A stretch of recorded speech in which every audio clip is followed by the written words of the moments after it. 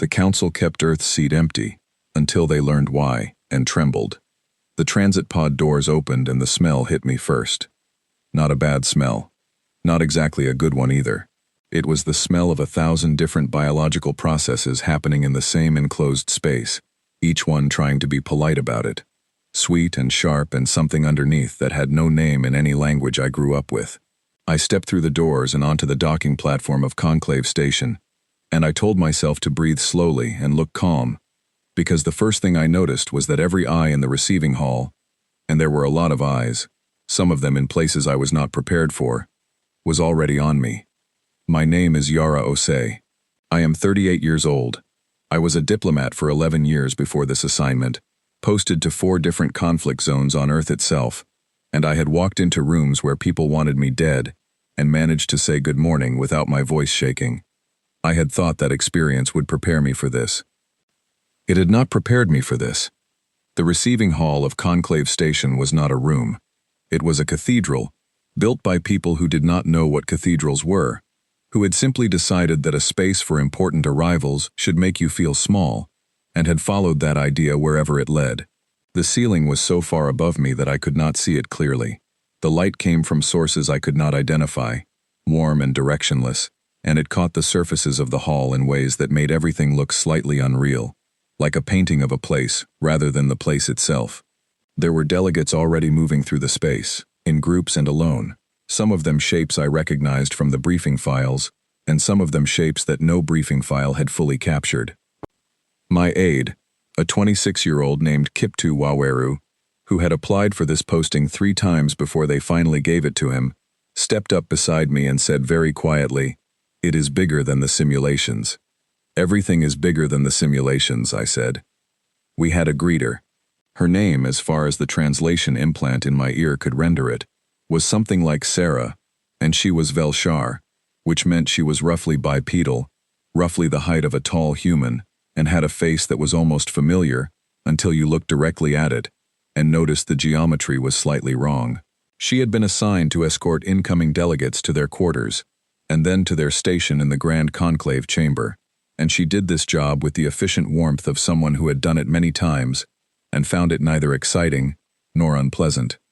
She did not look at me when she greeted me. She looked slightly to my left. I noticed, and I said nothing.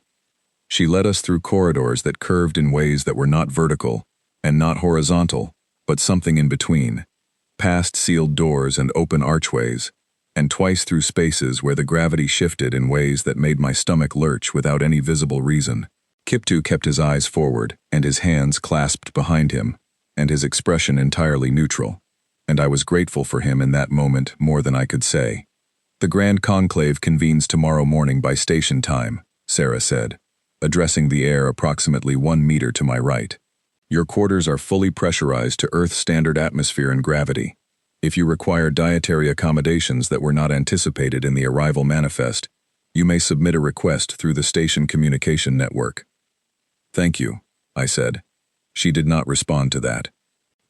Our quarters were 3 rooms at the end of a curved corridor, and they were comfortable in a way that felt deliberate, the way a hospital room is comfortable. Everything present that should be present, nothing extra. The walls were a neutral color that was not quite any color I could name. The furniture was sized for humans. Someone had known we were coming, and had made arrangements, which should have been reassuring, and instead made me feel like a specimen that had been given a clean enclosure. Kiptu sat down on one of the chairs and exhaled a long, careful breath. "She did not make eye contact with you once," he said. I noticed. "Is that a Velshar custom, avoiding eye contact with new arrivals?" I sat down across from him and thought about the other delegates I had seen in the receiving hall, the ones who had looked at me, not with curiosity, not with the polite acknowledgement you give to a new colleague, with something I had seen before, in other rooms, in other situations. The look that people give when something they were not expecting has arrived, and they have not yet decided what to do about it. "I do not think it is a custom," I said. "I think she was uncomfortable." Kiptu was quiet for a moment, then he said, "We were invited here." "Yes. They voted to give us the seat. After 300 years of keeping it empty, they voted to fill it. They sent the invitation themselves." "They did." So why does it feel like we were not supposed to come? I looked at the wall across from me, which was not quite any color I could name, and I thought about the question. I do not know yet, I said, but I am going to find out.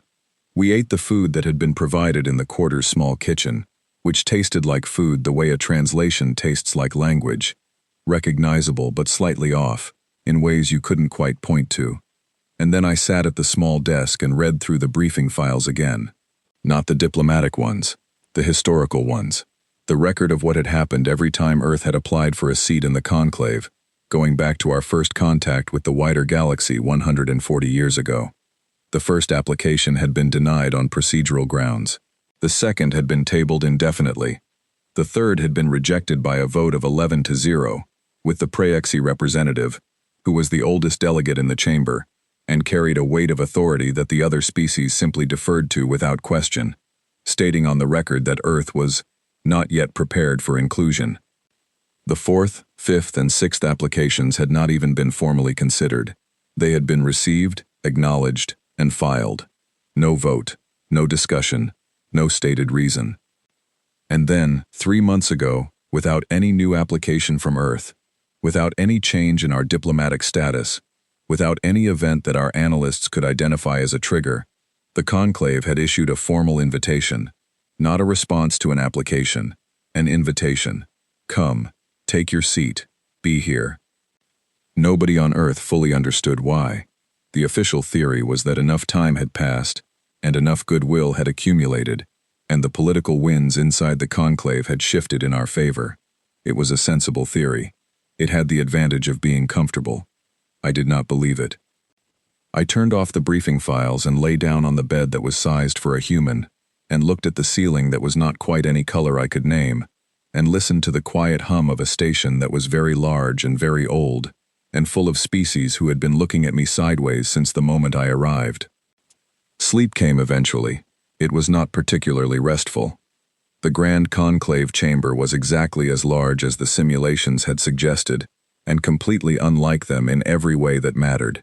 The simulations had captured the dimensions, the layout of the seating, the position of the speaker's platform at the center. They had not captured the texture of being inside it. The chamber was circular, with tiers of seating rising up on all sides, each tier calibrated to the biological needs of its occupants. The Velshar had a section where the gravity was fractionally lower. The Danek, who breathed a methane-rich mixture, were behind a transparent barrier that separated their atmospheric requirements from everyone else's. The Praexi, whose bodies ran at a temperature lower than most of the other species could tolerate, had a section where the air itself seemed to move differently, slower and colder, and when you looked at them, you could see the faint shimmer of it. And at the far end of the chamber, away from the speaker's platform, separated from the nearest occupied section, by a gap that felt less like a coincidence of seating arrangement and more like a statement, was a raised platform of gray stone. No nameplate, no atmospheric adjustment, no gravity calibration, just stone. Kiptu looked at it from the doorway and then looked at me. "I suppose that is ours," he said. "I suppose it is," I said. We walked to it. The chamber was already half full, and as we walked, I felt the quality of the room's attention shift. Not dramatically, not rudely, but I had spent 11 years reading rooms for a living, and I felt it the way you feel a change in temperature, in the back of the neck, in the small muscles around your eyes. Conversations paused, eyes moved, postures adjusted in ways that were small and carefully uncontrived. We were being watched with enormous care by people who very much did not want us to know we were being watched. I sat down on the stone platform. It was not uncomfortable. It was simply stone. Kiptu sat beside me, placed his information tablet on his knee, and pulled up the day's agenda in the translated version our implants could process. Across the chamber, the Velshar ambassador, a senior delegate, not the greeter Sarah, someone older and more formal, turned 6 of their eyes in a direction that was not quite away from me and not quite toward me, which I was beginning to understand was a Velshar way of looking at something they had not decided how to categorize. And from the Praexi section, which was coldest and farthest from the speaker's platform, and occupied by the delegates of the oldest species currently represented in the conclave, I felt something that was harder to name. Not a look. The Praexi had not looked at me at all. It was more like the absence of something that should have been there. The way you feel a missing tooth with your tongue. The awareness of a gap. I had been looked at with contempt before. I had been dismissed, overlooked, talked around, and once, memorably, been told directly to leave a room that I had every legal right to occupy. I knew what those things felt like. This was not those things. This was something closer to fear, and the fact that I could not yet explain why made me more certain than ever that I needed to find out. The session opened. The chamber's translation systems rendered everything in real time, a faint shimmer of sound layered underneath the actual voices, and I sat on my stone platform at the far end of the hall and listened, and I took notes, and I watched every face that was willing to be watched. When the session broke for the station's midday rest period, a young Velshar aide caught up with me in the corridor outside the chamber. He was junior enough that he had no atmospheric adjustments of his own, and walked in the station's standard mixture with the faint discomfort of someone who found it slightly too warm. He fell into step beside me without making eye contact, which I was now interpreting as a significant gesture of trust, and he said, in a voice pitched not to carry, "Ambassador." "Yes," I said. "There are things in the observation archives that you should read." I kept walking. I imagine there are many things in many archives that would be educational. These specifically. He kept pace with me. The sealed observation files. The ones marked with the Praexi classification glyph. The ones that have been renewed on a 30-year cycle since before your grandparents were born. He paused. "I can get you access." "Why would you do that?" He was quiet for a long moment. "Because something is coming," he said, "and we are going to need you to understand what you are before it arrives."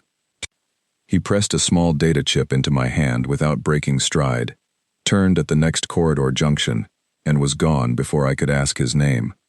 I closed my fingers around the chip and kept walking, and beside me, Kiptu, who had heard every word and said nothing, kept his eyes on the corridor ahead and his expression entirely neutral. That evening, in our quarters, with Kiptu running a signal dampening field around the desk that he had quietly assembled from components in his personal kit without being asked, I pressed the data chip into my reader. The files opened. I started reading, and somewhere around the fourth file, I stopped breathing for a moment. They had been watching us. For 300 years they had been watching us. Every war, every recovery, every time we had burned something to the ground and then, in the same breath, begun building something new in the ashes. Every extinction-level event we had survived, not because we had been strong enough to stop it, but because enough of us had been stubborn enough to still be there afterward. Every time the mathematics of the situation had said we should not have made it, and we had made it anyway, for no better reason than that we had not wanted to stop. The notes in the files were careful and formal and scientific, and underneath all of that, they were terrified. Not of our weapons, not of our numbers, not of any specific capability or technology or strategy. Of the pattern. Whatever was coming, they needed us to understand that pattern before we faced it, and they had waited until the last possible moment to let us in, because they had spent 300 years unable to decide whether we were going to be the answer to their problem or the next version of the problem itself. I sat back from the reader and looked at the ceiling that was not quite any color I could name. "Kiptu," I said. "Yes. I think we need to send a message home." "I think so too," he said. "What do we say?" I looked at the files. At 300 years of careful, frightened notes about the species, that broke every prediction they made about it, that survived everything it was not supposed to survive, that never once produced a civilization that agreed to simply end.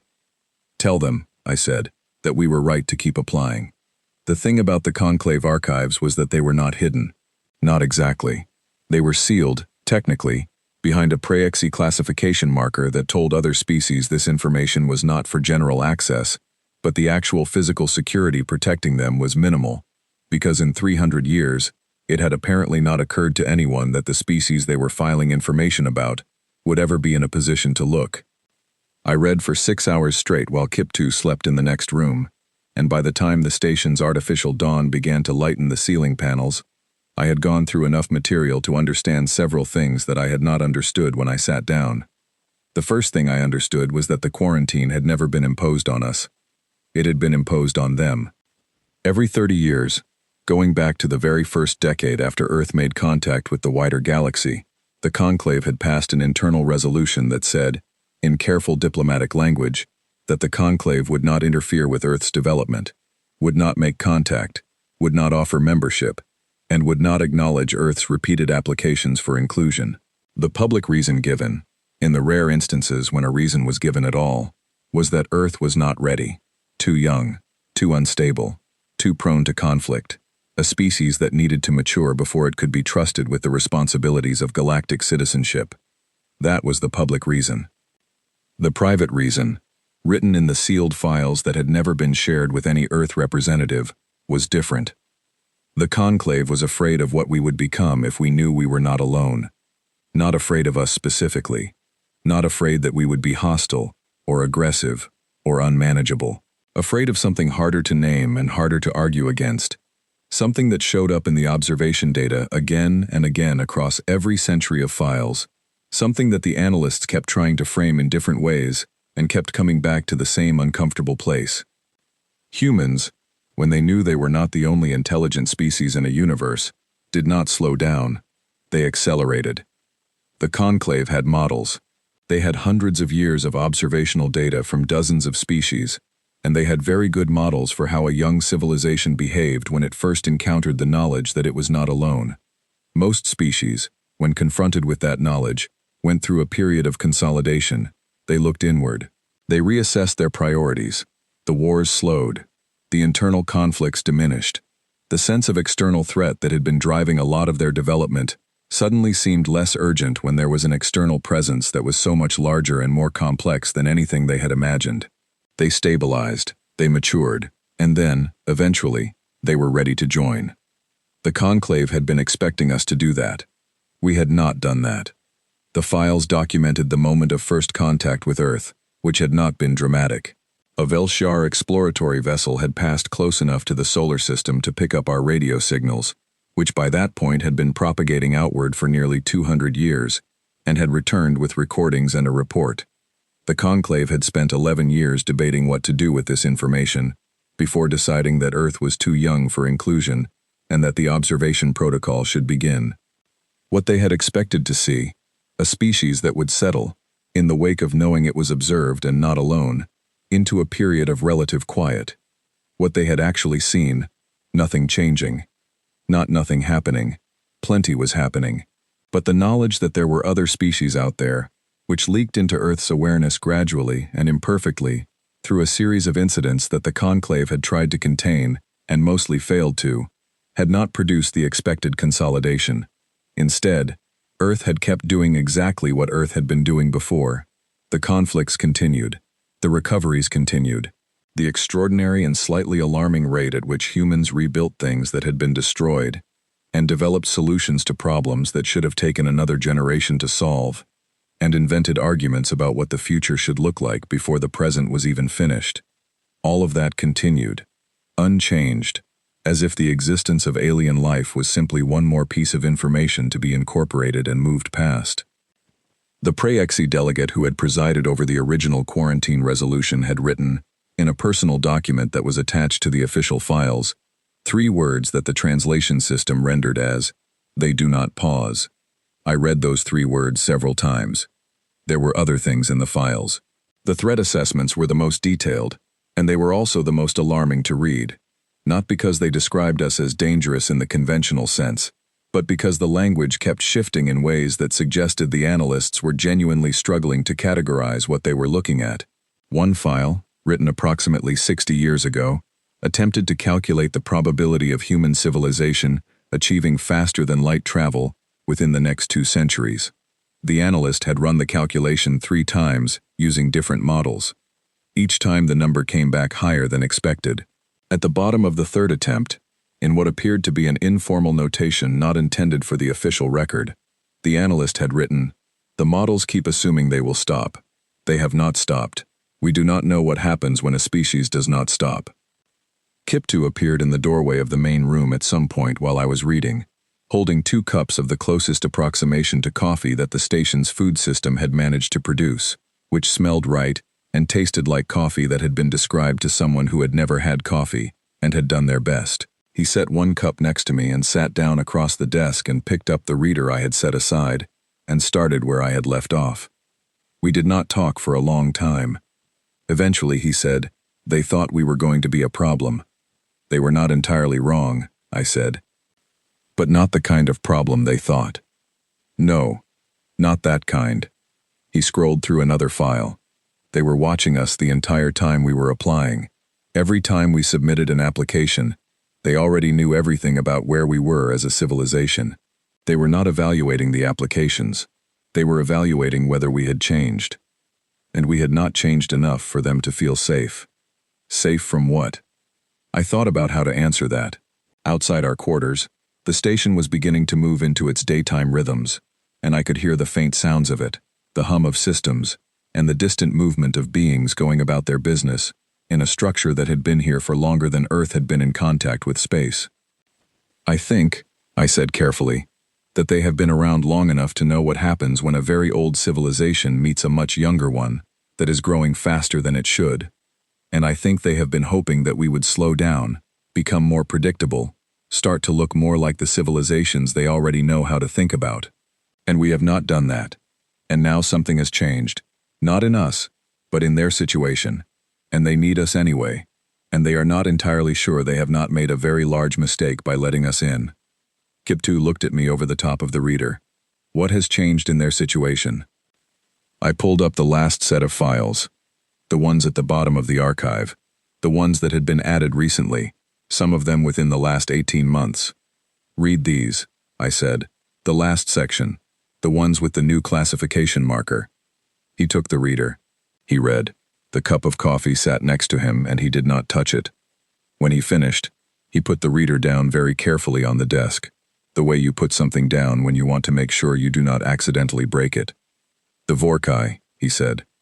"Yes. This is why they opened the seat." "Yes." He was quiet for a moment.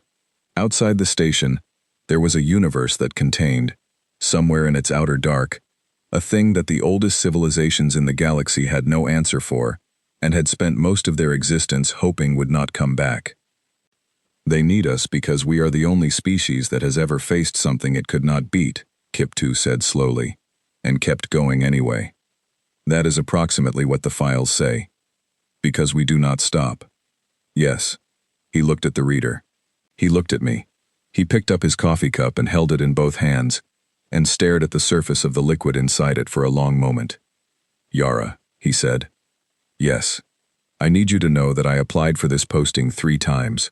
I wanted to be here. I genuinely wanted to be the person who helped open this chapter of our history." He paused. "I am currently reassessing the wisdom of that ambition." Despite everything, I laughed. It was a small laugh, but it was real. "We were never going to get a boring posting," I said. "You knew that when you applied." I thought boring was a possibility. "It was not a possibility." He nodded, set the coffee down, straightened his shoulders. "All right," he said. "What do we do first?" What we did first was go back to the conclave chamber and sit on our stone platform and say nothing and listen to everything, because I had learned over 11 years of diplomacy that the most valuable intelligence rarely arrived through the channels that were supposed to carry it. It arrived in the pauses, in the glances, in the conversations that people had when they thought you were not paying attention because they had already decided you were not the kind of thing that paid attention to things. I paid attention. The mood in the chamber had shifted from the day before, though not in ways that were obvious. The formal business of the session proceeded normally. Trade agreements, boundary disputes, resource allocation requests from 3 different systems that shared a contested asteroid field. The translation system murmured it all into my ear, and I took notes and said nothing and watched. What I watched was this. At least 4 separate pairs of delegates exchanged a kind of look that was not about the business being discussed. A quick thing, gone almost before it registered. The Velshar senior ambassador made it twice, once with the representative from a species called the Brethal, and once with a Praexi junior delegate. Each time, the other party's expression shifted in a way that was small and carefully controlled and unmistakable once you knew what you were looking at. They were checking in with each other, quietly, without acknowledging it, the way people do when they are sharing a secret, and they need to confirm that they are still sharing it, and that nothing has changed. And each time, whatever they saw in the exchange seemed to tell them that nothing had changed, that whatever they were worried about had not happened yet, that the thing they were waiting for had not yet arrived. On the second day, at the break between morning and afternoon sessions, a breathall aide found me in the small space behind the chamber, where delegates could access refreshments. The breathall were shorter than humans, roughly the shape of something that had evolved in low gravity, with very large eyes that were adapted to conditions their home system provided, and were slightly too large for the station's lighting levels, which gave them an expression of perpetual startled intensity that was not, I had learned from the briefing materials, actually reflective of their emotional state. This particular aide had an expression that was not just structurally startled, she was actually alarmed. She came to stand next to me at the refreshment station, collected something in a container, and said, very quietly, without looking at me, "You read the files." It was not a question. "Yes," I said. "The people who gave you access were taking a significant risk." "I know." She was quiet for a moment. Around us, other delegates moved through the space, and no one paid obvious attention to us, which was, I was increasingly sure, because we were being very deliberately not noticed. "The Vorkai signal has moved," she said. "They updated the tracking data this morning. It is not in the outer dark anymore." She paused. "It is in the middle dark. It has been moving faster than the last assessment predicted." I kept my hands around my refreshment container and kept my face arranged in the mild, interested expression of a delegate who was having an unremarkable conversation. "How much faster?" I asked.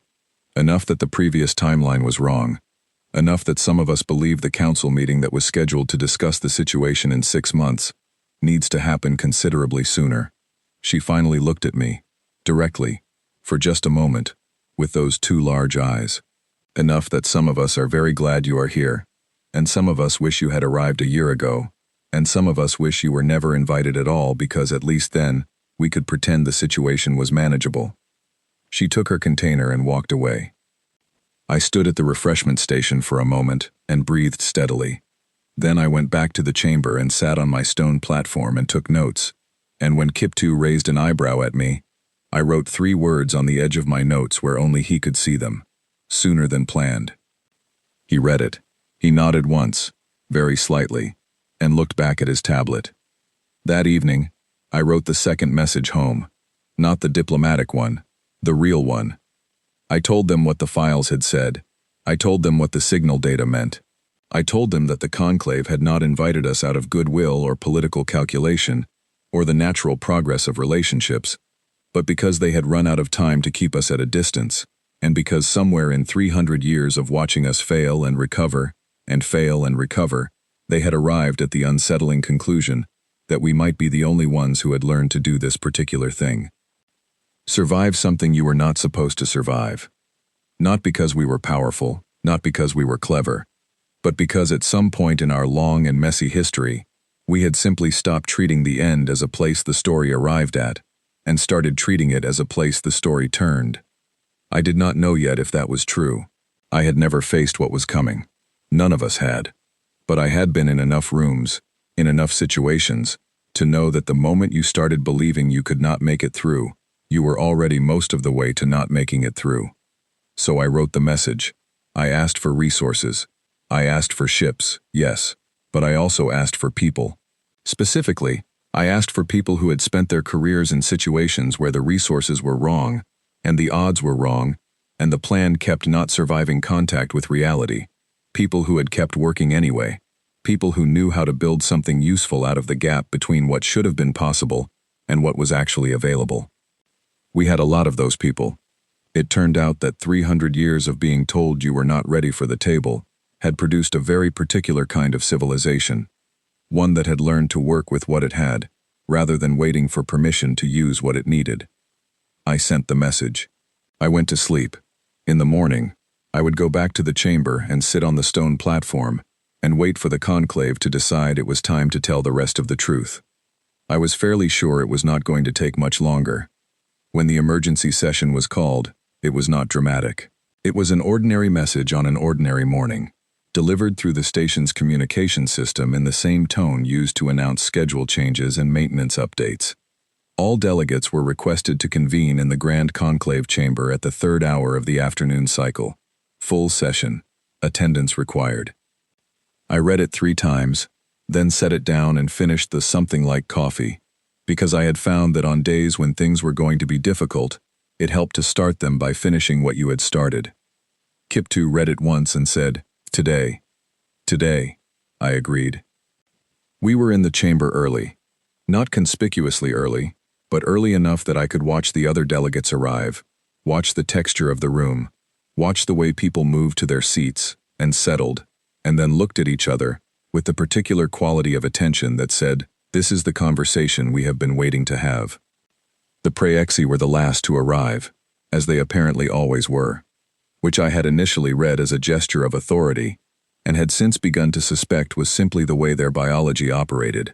They moved slowly. They had been alive for a very long time. I was not sure what hurrying felt like to a species that measured its history in thousands of years rather than hundreds, and I suspected they had mostly forgotten. The eldest praexi, whose name my translation system rendered as something unpronounceable, and who I had privately begun thinking of as simply the elder, settled into the praexi section with the particular care of a body that was old even by praexi standards, and then was very still. The Velshar senior ambassador called the session to order.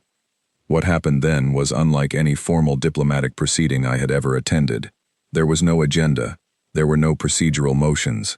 The Velshar ambassador simply said, in a tone that was formally composed and not quite hiding something underneath it, that the conclave was convening to address a matter of mutual concern to all member species, and to include the Earth delegation, as the newest member, in the discussion.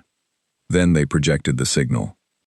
It filled the center of the chamber, above the speaker's platform, a geometric pattern that rotated slowly in 3 dimensions, angles and repetitions, and a central structure that my pattern recognition instincts kept trying to resolve into something meaningful, and kept failing to, because the organizing principle was not anything I had encountered before.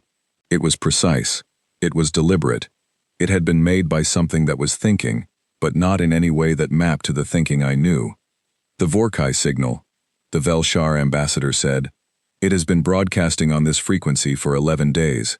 Its current origin point is considerably closer than our previous projections anticipated." She paused. The updated travel time estimate, assuming the Vorkai's approach maintains its current rate, puts their arrival in this region of space at approximately 14 months. The chamber was quiet in a way that was different from the ordinary quiet of a formal session.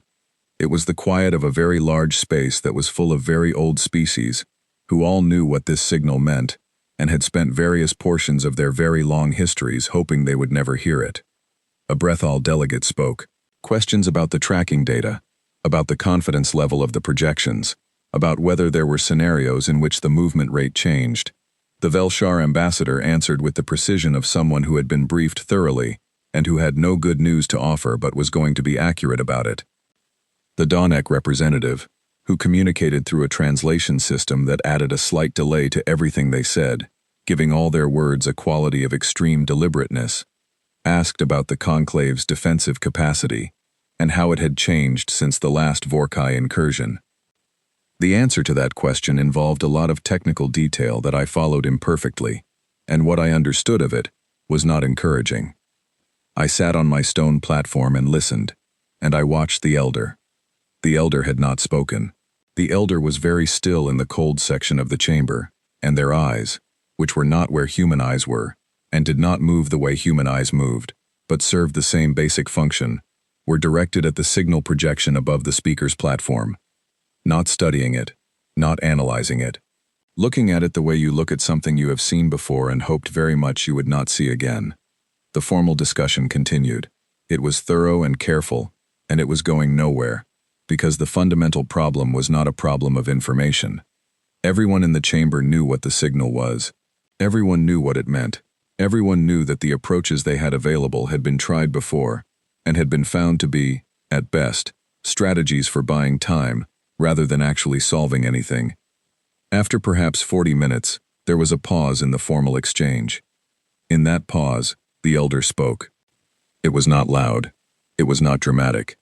The elder's voice, as rendered through my translation implant, was low and very even, the voice of something that had learned over a very long time that the quality of a statement was not dependent on the volume at which it was delivered. "We should hear from the Earth delegate," the elder said. The chamber became a different kind of quiet. Not the waiting quiet from before, a more precise quiet, a quiet with shape and edges, the kind that comes when something unexpected has entered a room. I was aware of every eye in the chamber that was capable of being directed at me. I was aware of Kiptu very carefully not moving in his peripheral position on the stone platform. I was aware of the translated version of what the elder had said settling into my ear, and the exact words it had chosen. We should hear. Not the Earth delegate may speak. Not would the Earth delegate care to address the chamber. We should hear. As in, this is something we need. As in, I am requesting this, not offering it as a courtesy. I stood up. The stone platform was not designed for public speaking. It had no focal point, no angle that positioned me naturally toward the center of the chamber. I simply stood on it and turned to address the room, and the room, all its tiers and all its species and all its millennia of accumulated history, turned its attention toward me. I have been listening to this discussion, I said, for the past 40 minutes. My translation system rendered it into all the relevant languages simultaneously, and I could hear the faint shimmer of it filling the chamber in layers. I want to say something honest, I said, not something diplomatic, not something that is designed to reassure anyone, because I do not think the situation calls for reassurance. I think the situation calls for something more useful than that. I looked around the room, at the Velshar ambassador, who was watching me with all available eyes, at the Danik representatives, barely visible through their atmospheric barrier, at the Brethal section, where the aide from the refreshment station was not looking at me directly but was listening with her whole body, at the elder. You have been watching my species for 300 years, I said. I know this now. I read the files, and I know that you have very good records of what we have been doing, and very thorough analyses of why it matters. You have been trying, for 300 years, to understand what we are, what makes us different, what the pattern means. I paused. I can tell you what it means, I said. It means that we have had to get very good at a specific thing. We have had to get very good at continuing, not at winning, not at solving the problem, not at defeating whatever was coming for us. Those things are results, and sometimes we got them, and sometimes we did not. What we got every time, or near enough to every time that we are still here having this conversation, was the capacity to keep going after the point where a reasonable assessment of the situation said we should have stopped. The chamber was completely still. I am not going to tell you that we can beat the Vorkai, I said. I do not know that. I do not know enough about the Vorkai to know that, and I am suspicious of anyone who would claim certainty about a problem that large without that knowledge. What I can tell you is what we have always done when we did not know if we could win. I looked at the elder. We kept going. We refused to treat the end as the end. We treated it as a place the story turned. I paused. That is not a strategy in the conventional sense. It is something more basic than strategy. It is a refusal. And I will tell you honestly that I cannot explain it to you in terms that will make it feel logical, because it is not a product of logic. It is a product of something in us that has never, in all the time your observation files cover, been fully broken. I sat back down. The chamber was still for another moment, and then the elder spoke again. Yes, the elder said. That was all. Just the single word, rendered in my translation implant, in a tone that contained more weight than any single word I had ever heard. Yes, that is what we needed to hear. The Velshar ambassador called a recess. In the corridor afterward, Kiptu walked beside me and did not say anything for a long time. Then he said, You told them we do not have a plan. I told them the truth, I said. Which is more useful? Is it? Watch the elder, I said. Watch what happens next. He watched. I watched. In the corridor around us, the delegates from a dozen species moved through the break with the particular energy of people who had heard something shift. Something had changed in that chamber. I could feel it the way you feel weather change, in the pressure of the air. in the way sound moved differently. I did not know yet if it was the kind of change that would save us. But it was the first moment since I had arrived on this station that the room had felt like it was facing the same direction as me, instead of away from me. It was a beginning. I had always believed that beginnings were enough to work with. The message from Earth arrived 14 hours after the emergency session. I read it in our quarters, at the small desk, with Kiptu reading over my shoulder, and when I finished, I sat back and felt something loosen in my chest that I had not fully realized was tight. They were sending ships, 14 of them in the first wave, more to follow. Military vessels, yes, the kind of ships that Earth had spent the last century building for the contingency that faster-than-light travel would eventually introduce us to the wider galaxy in ways that were not entirely peaceful. Ships with the architecture of hard experience in them, designed by people who had studied every conflict we had ever had and had tried to build something that would not repeat our worst mistakes. But that was not the part that mattered most to me.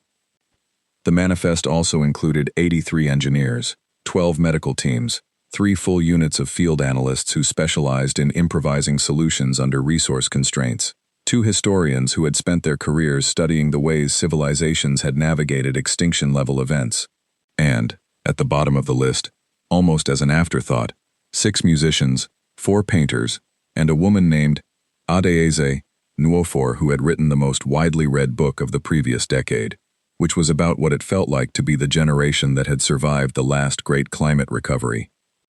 Kiptu read that part twice. Then he said, "They sent artists." They did. Why did they send artists? I thought about how to explain this, not because the answer was complicated, because the answer was one of those things that was so deeply embedded in how I understood my own species that it was difficult to hold it far enough away from myself to describe it. Because the ships might come back without everyone on them, I said, and the people who do not come back are going to need to have spent some of their last time doing something that mattered to them, and because the people who do come back are going to need to be able to make sense of what happened, and that is what the artists are for. I paused. And because we have never, in the entire history of our species, been able to separate the act of making things beautiful from the act of fighting for things worth keeping. They are the same impulse. We have never been able to turn one of them off without losing the other. Kiptu was quiet for a moment. Then he said, "I do not think the Velshar sent artists. I would be surprised if they did. I am going to be honest with you. I find that both moving and mildly terrifying." "Good," I said. "Hold on to that. It will help." The ships arrived over the next 3 weeks, and the station absorbed their presence with the particular flexibility of a structure that had been adapted and readapted over a very long time to accommodate whatever the galaxy required of it. The military vessels docked at the outer ring. The personnel came through the main corridors, and I watched the conclave station adjust to the presence of 83 human engineers and 12 medical teams, and 6 musicians, the way a body adjusts to a new element in its chemistry, cautiously at first, then with increasing integration. The Velshar senior ambassador requested a meeting with me on the 4th day after the first ships arrived. Her name, as far as my translation implant could render it, was something that sounded like Viella, and I had been using that name in my own notes for weeks. She was older than she looked, I had gathered, by Velshar standards, which meant she had been navigating diplomatic situations for longer than most human governments had been stable. She met me in one of the smaller meeting rooms off the main corridor, which had been calibrated to a gravity and atmospheric mix that was comfortable for both of us, and she sat across from me, with several of her eyes tracking me, and the rest watching the door, with the particular vigilance of someone who was accustomed to conversations that had more than 2 parties, even when only 2 were visible.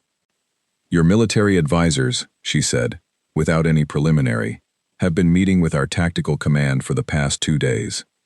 "Yes," I said. "They are suggesting approaches to the Vorkai situation that our commanders find." She paused.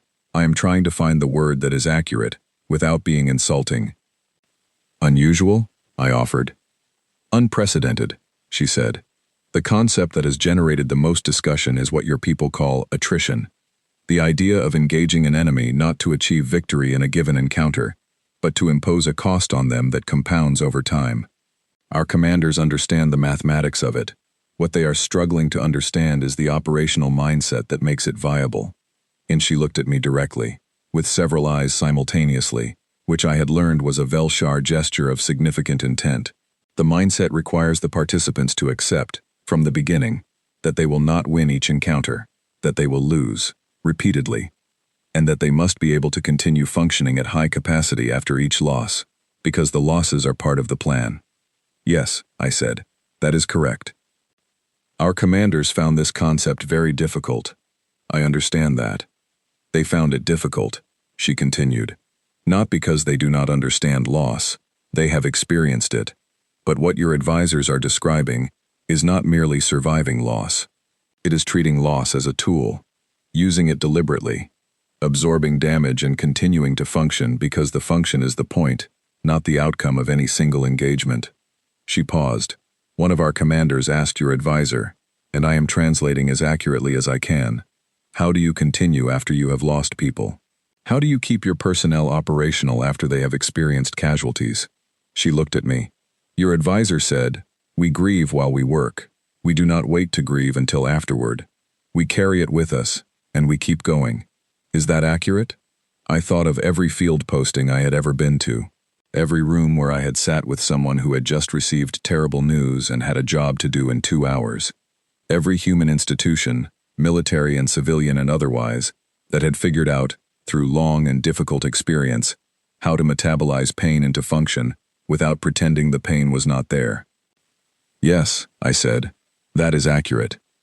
Viella was quiet for a moment. She looked at the table between us, which was a neutral surface, designed for no particular species, and belonged equally to neither of us. It is the most terrifying thing I have ever heard, she said, and I have been a diplomat for 200 years. I know, I said. It frightens us too. She looked up. You are frightened by your own capacity? We are aware that there is a cost to it, I said. We know what it takes out of us. We know the things we have to put down in order to keep going. And we know that some of those things do not come back the way they were. Yes, it frightens us. I paused. We do it anyway. She looked at me for a long moment. Why? It was such a direct question, such a simple one, for something that was not simple at all. Because the alternative, I said, is stopping. She nodded slowly. Not a human nod, exactly. A Velshar gesture that served a similar function, the acknowledgement of information received, information that had changed something. The Praxi Elder has requested a second meeting with you, she said. Tomorrow morning. Private. I know, I said. I received the message. Whatever the Elder tells you, Viella said, I want you to understand that the people in this conclave who have been most resistant to your presence, the ones who renewed the quarantine resolution every 30 years, the ones who argued against the invitation, the ones who were afraid, those people are not your enemies. She paused. They were afraid of the right thing. They simply drew the wrong conclusion from their fear. I looked at her. What was the right thing to be afraid of? She met my eyes, held them. That you would change us, she said. That by the time this was over, we would not be the same as we were. That we would learn something we could not unlearn. She looked away. They were right to be afraid of that. They were wrong to think it was a reason to keep you out. She left the meeting room without another word. I sat at the neutral table for a few minutes after she left, and thought about what she had said, and I thought about Adeze Nwofor's book, which I had read twice, which was about what it felt like to be the generation that survived, not the generation that prevented the disaster, but the generation that picked up the pieces afterward, and had to figure out what kind of people they were now, what they had learned that they could not unlearn, what had changed in them that could not be unchanged. The title of the book was, We Are Different Now, and it was not a lament, it was a statement of fact, and underneath it, barely visible but absolutely present, the smallest possible suggestion of pride. Outside the meeting room, the station continued its business. Somewhere in the outer ring, 14 Earthships sat docked and waiting. Somewhere in the corridors, 83 engineers were already working on things I had not asked them to work on, because I had not needed to. Somewhere the musicians were probably playing, because that was what musicians did when they were waiting in an uncertain situation. They played. Tomorrow I would meet with the Elder. Whatever the Elder told me, I already knew the answer I was going to give. We were going to keep going. That was what we did. That was, as it turned out, what the galaxy needed. The elder met me alone. No aides, no support staff, no other Praexi delegates present. Just the elder and me in a room that had been temperature adjusted to something between Praexi comfortable and human tolerable, which meant I could see my breath if I exhaled too slowly, and the elder was in what I understood to be a state of moderate warmth for their physiology. The room was small, not by station standards but by the standards of what I had expected, given the weight of the meeting. No elaborate setting, no symbolic furniture. A table, 2 seats, a window that showed the exterior of the station and the dark beyond it, which was very large and very present. The elder settled into the seat across from me with a patience that was not the patience of someone who had learned to wait. It was the patience of something that experienced time differently, that processed duration in a way that made the concept of hurrying feel slightly foreign, the way certain very deep water feels foreign to someone who has only ever swum near the surface. "Ambassador Osei," the elder said. "Thank you for meeting with me," I said. "The thanks belong to you," the elder said, "for coming, and for the statement in the chamber." I said what was true. "Yes," the elder said. "That is not as common as it should be in this room." They paused. A long pause, by human standards, though I was learning to recalibrate my sense of what a normal pause felt like for a species that had been having conversations for 4,000 years.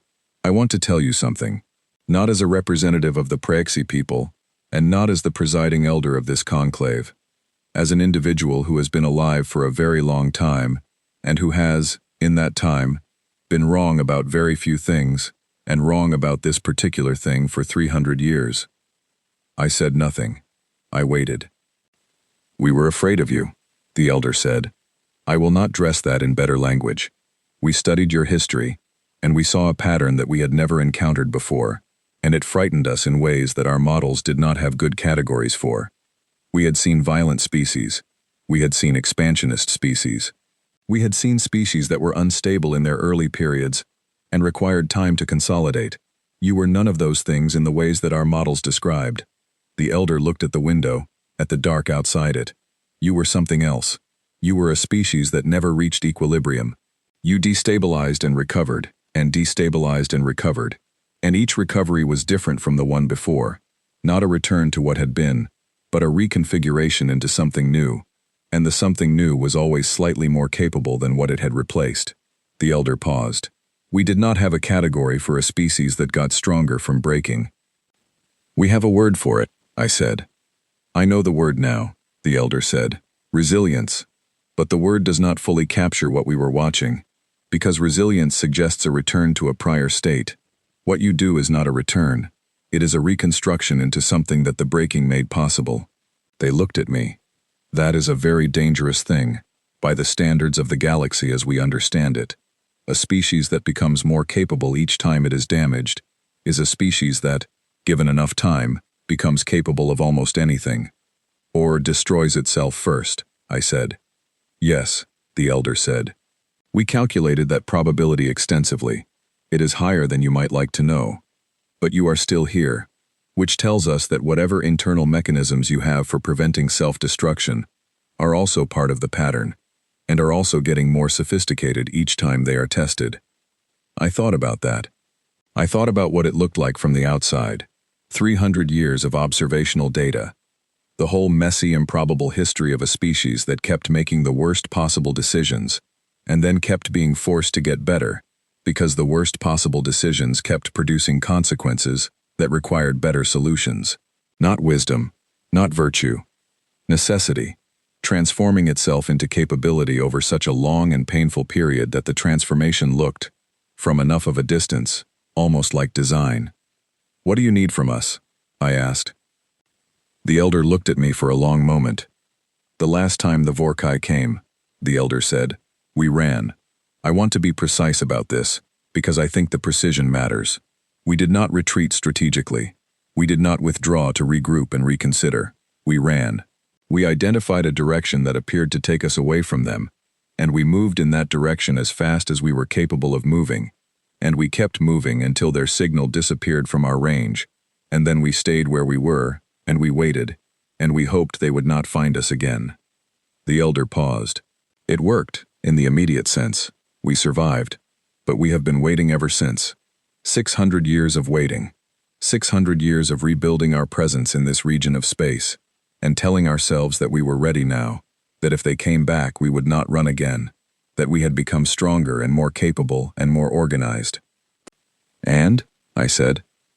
And they came back, the elder said. And we had the same impulse we had before, the impulse to run, the impulse to identify a direction and move in it, and hope. They looked at the window. The Velshar felt it. The Danek felt it. Every species in this conclave felt it. Because we are all old enough to remember the last time, or to have been told about it by people who were, which is nearly the same thing when the people telling you are thousands of years old. But you did not run, I said. We have not run yet, the elder said. We opened the seat. We invited you. We hope that whatever it is you carry in you, whatever it is that makes your history look the way it looks, could be transferred. That by the time we needed it, we would have learned some of it from you. The elder looked back at me from the window. I want to ask you something honestly, and I want an honest answer, not a diplomatic one. All right, I said. Is it transferable? The elder said. Can you teach us to be what you are? I sat with that question for a moment. It was a real question, asked with real need, by the oldest conscious being I had ever been in a room with, and the honest answer was one that I had been turning over in my mind since I had first read the archived files, since I had first understood what we were here for, and why the seat had been kept empty, and why it had been filled now. I do not know, I said. I think it is something you learn by doing, not by being taught. I think you have to have been in situations where the only thing left was to keep going, and have chosen to keep going, and done it enough times that it stops being a choice and becomes a part of how you move through the world. I paused. But here is what I do think is transferable. Not the capacity itself, the belief that the capacity exists, the knowledge that it is possible to continue past the point where continuing looks impossible. Because the reason most civilizations stop, when they stop, is not that they genuinely cannot go on. It is that they believe they cannot. And once you believe that, the believing makes it true. The elder was very still. You are saying, the elder said slowly, that what you offer is not a capability, but a demonstration. Yes, I said, we are going to show you what it looks like to keep going, and then you are going to have to decide whether you believe it is possible, and if you believe it, you will do it too. And if we do not believe it?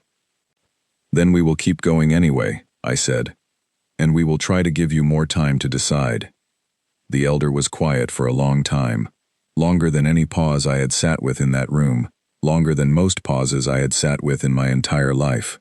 The dark outside the window was absolute and present and very old, and somewhere in it, moving toward us at a rate that had already exceeded the projections, was something that had scattered the most durable civilizations in the galaxy like leaves in a wind.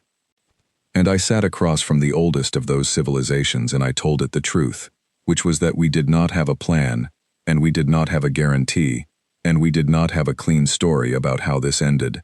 We had stubbornness and the long education of surviving things we were not supposed to survive, and we had people who would grieve while they worked and keep working, and we had musicians in the outer ring who were probably playing right now because that was what you did when you were about to go into something uncertain.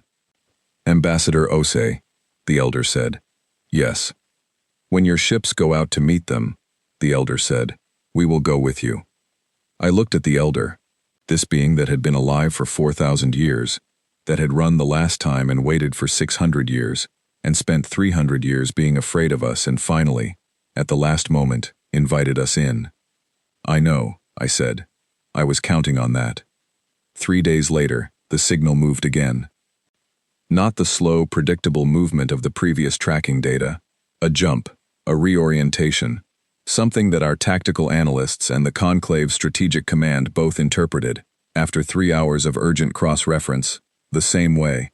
The Vorkai had detected the gathering of ships at Conclave Station. They had adjusted. The 14-month timeline collapsed to 9. The chamber convened that evening in a state that I would not call panic, because panic implies a loss of function, and the conclave had not lost function. It had found it. There is a particular clarity that comes to a room when the theoretical becomes concrete, when the problem that has been discussed in the abstract suddenly has a specific and imminent shape. The discussion was fast and precise, and uncharacteristically direct, and when the Velshar ambassador called on me to speak, I did not stand up the way I had before. I stood up differently. I stood up the way you stand up when you have been in this situation before. When some version of this situation has been the situation your entire history has been made of, when your whole civilization is, in a very real sense, made of people who stood up in rooms like this, and spoke when the answer was not clear, and the time was short, and the thing coming was too large to think about clearly, and spoke anyway. We need to move first, I said. Not to fight, to signal. We go out to meet them and we let them see that we are still here, that we came to meet them rather than waiting to be found, because the thing that costs a predator most is a prey that does not behave like prey. We do not attack, we present. We let them spend time trying to understand what they are looking at, because anything that has to spend time understanding you is anything that is not spending that time unmake you. I looked around the room. And then we adapt. Whatever they do, we adapt. We do not have a full plan, because we cannot have a full plan for something we have not fully faced. We have a beginning, and the commitment to keep finding the next step after each step we take. The room was quiet. Who goes? The Velshar ambassador asked. Earth goes, I said. And whoever chooses to come with us. There was a pause. A real one. Not the polite pause of a formal session, but the pause of actual decision-making happening in real time, across multiple species, across hundreds of years of institutional caution and fear, and the long memory of the last time. The Velshar ambassador looked at her delegation. Something passed between them. Velshar will go, she said. The Danek representative spoke through their translation delay. Danek will go. One by one they went. The elder, last of all, spoke the single word that my implant rendered simply as, yes. And that was how it began. The 9 months that followed were the most difficult of my life, and I spent most of them not in the dramatic center of events but in the places that are never in the stories people tell later, the meetings about logistics and resource allocation, and communication protocols, the arguments about command structure and decision authority that had to be resolved before the first ship went anywhere, the quiet conversations in corridors with people who were frightened and needed to talk to someone who seemed less frightened than they were, which was not because I was less frightened but because I had learned to carry fear in a way that did not show up on the outside. The artists worked. Adaeze Nwofor had brought a notebook and she filled it, and some of what she wrote made it back to Earth before anything else did, and I am told that people read it and understood, in the way you can only understand something when someone finds the right words for it, what we were trying to do, and why it mattered. The engineers worked with the conclave's technical teams, and the results were not what either side had expected to produce independently, because when you take two very different approaches to the same problem and put them in the same room with a deadline, you do not get either approach. You get something new, something that neither team would have invented alone. We were very good at that kind of combination, it turned out. We had been doing it with each other for centuries.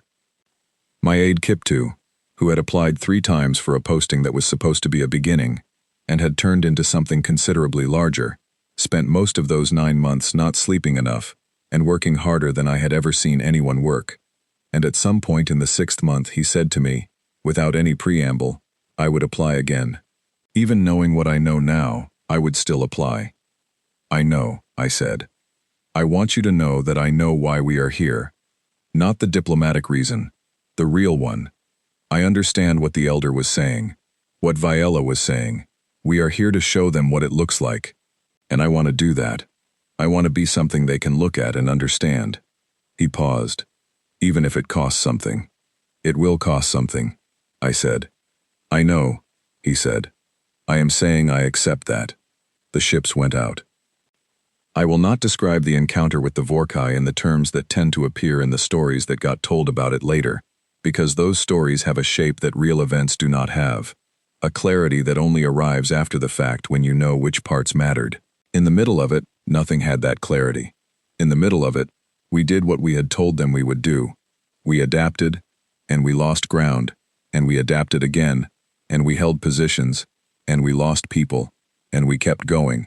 And the going was not heroic in the way stories make it. It was persistent. It was exhausting. It was full of small decisions made under pressure by people who did not know if they were right, and made them anyway because the only worse option was not deciding. We lost 11 ships. Not to destruction, most of them. To damage that rendered them unable to continue. We lost people I knew by name, and people whose names I learned afterward, and people whose names I never knew. The Vorkai, for their part, encountered something they had apparently not encountered before. An opponent that did not respond to pressure by collapsing. They pushed. We bent. We did not break. We absorbed and adapted, and the cost they were paying to continue grew, and the returns they were getting diminished. And at some point, the mathematics of the situation changed. Not dramatically, not all at once, but the signal shifted. The approach slowed. The geometry of their movements became, according to our analysts, less like a direct assault and more like the movements of something that was trying to understand what it was dealing with. They had never dealt with us before. We were new information. We were a pattern they did not have a category for. We let them spend time on the question. And while they were spending time on the question, we brought the injured back. We repaired what could be repaired. We kept functioning. The Vorkai signal, over the following weeks, began to move again. Not toward us, not the reorientation of an approach, something else. The analysts argued about what it meant for days before arriving at the consensus that it meant what it looked like. They were leaving. Not permanently, perhaps. Not forever. But for now. We had not destroyed them. We had made ourselves too expensive to consume. We had cost them more than they had projected, in ways they had not predicted, and they had made the calculation that we were not worth the cost at this time. It was not a victory in the terms that stories like to describe. It was a survival, a continuation, the thing past the end that was not the end. When the ships came back, Kiptu met me in the corridor outside our quarters, and neither of us said anything for a moment. Then he said, very quietly, "We are different now." "Yes," I said. He nodded, and then he said, "Good." The formal conclave session following the withdrawal took place 3 weeks after the last of our ships had returned to the station. The chamber was full, and this time there was no stone platform at the far end of the room.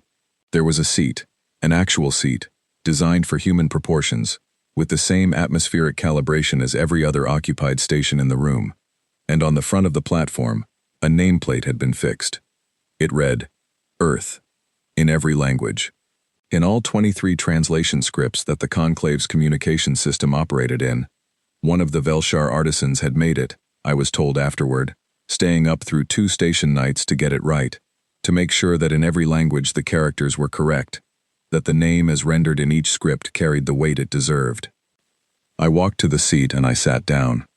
The chamber was absolutely still, not the waiting quiet from before, not the quiet of something bracing for something, a different kind of quiet, the kind that comes after. I looked out at the tiers of seats, at the Velshar section where Viella was watching me with several eyes, and a quality of attention that I did not have a word for, at the Danek behind their transparent barrier, at the Brethal section where the young aide who had first given me the data chip was not looking at me, but whose whole posture was listening, at the Elder. The Elder was looking at me, directly, with the full weight of 4,000 years of life and 600 years of waiting, and 300 years of being wrong, and 9 months of choosing something different. I met the Elder's gaze and held it, and I watched them tremble. Not in fear, I was sure of that now, in the way I had been sure of very few things in my life. Not in fear, and not in relief exactly, though relief was part of it. It was the tremble of something that has been carrying a weight for a very long time, and has been permitted, for the first time, to set it down. The tremble of a body, recognizing the absence of something it had been tensed against. They had been waiting for 600 years, staying still, staying quiet, hoping the universe would not notice them. And then we had arrived, loud and strange and carrying artists to places where artists were not expected, and we had sat on a stone platform at the far end of the hall, and listened and watched, and eventually stood up and told them the truth. And the truth had been, we do not stop. We have not stopped. We are not going to stop now. Viella spoke first, after the quiet. Earth holds the seat, she said, and it was not a motion, not a formal declaration. It was a statement of fact, and the chamber confirmed it with the sound of many species in agreement at once, which was strange and multi-layered, and nothing like any sound I had ever heard on Earth, and nothing like anything I had been prepared for. After the session, in the corridor, the elder found me. This was not a private meeting, not an arranged conference, just the elder, in the corridor, moving in the slow way they moved, and stopping when they reached me. "Ambassador Osei," the elder said. "Please," I said. "Yara." The elder considered this. "Yara." They looked at me. "I have been alive for 4,000 years. In that time I have been wrong about very few things. Most of the things I have been wrong about were small. This was not a small thing." "No," I said. "We were afraid that you would change us." They paused. "You have changed us." "I know," I said. "I want to tell you that I think it was necessary." The elder looked at the corridor around us, at the station that was 3,000 years old and still standing, still adapting. We had forgotten something. The way very old things sometimes forget the things they knew when they were young, because the young things were difficult, and the forgetting was easier than carrying them. They looked back at me. We had forgotten that there is a version of survival that is not waiting to be safe. We had forgotten that you can choose to go toward the thing rather than away from it. We had spent so long being old and careful that we had stopped being the things that old and careful is supposed to protect. I thought about Adeyeze Nwofor's notebook, about Kiptu applying 3 times, about 11 damaged ships and the names of the people who had not come back. "We remembered it for you," I said. "Yes," the elder said. "And now we remember it for ourselves." They paused. "That is what you gave us, Yara Osei. Not victory, not safety. The memory of how to go forward." They moved away down the corridor, slowly, with the patience of something that had lived 4,000 years, and intended to live considerably more. I stood in the corridor of a 3,000-year-old space station, and outside it was the dark that was very old and very large, and somewhere in it was whatever came next. I thought about Earth, about how we looked from 300 years of observation files, patterns and recoveries, and the long, unruly refusal to treat any ending as final, about what Viella had said, that they had been afraid we would change them, and that they had been right to be afraid, and wrong to think it was a reason to keep us out. We were different now, all of us, the conclave and the station, and the species that had spent 600 years waiting, and the species that had spent 300 years applying, and the young aide who had risked something to give me a data chip, and the musicians who had played in the outer ring while the ships were coming back. We were different, and the difference was permanent, and it was the kind of difference that did not unmake anything. It was the kind that made things more. I walked back to the chamber. Kiptu was waiting at the entrance. "Ready?" he said. "We are never ready," I said. "We go anyway." He nodded. We walked in. The seat was waiting. Earth was in the room. We had kept applying, and the door had finally opened, and we had walked through it and done what we had always done, which was everything we could with what we had, and then a little more on top of that, and the galaxy, it turned out, had needed exactly that. Nothing more, nothing less. Just the thing we had always been. Just us.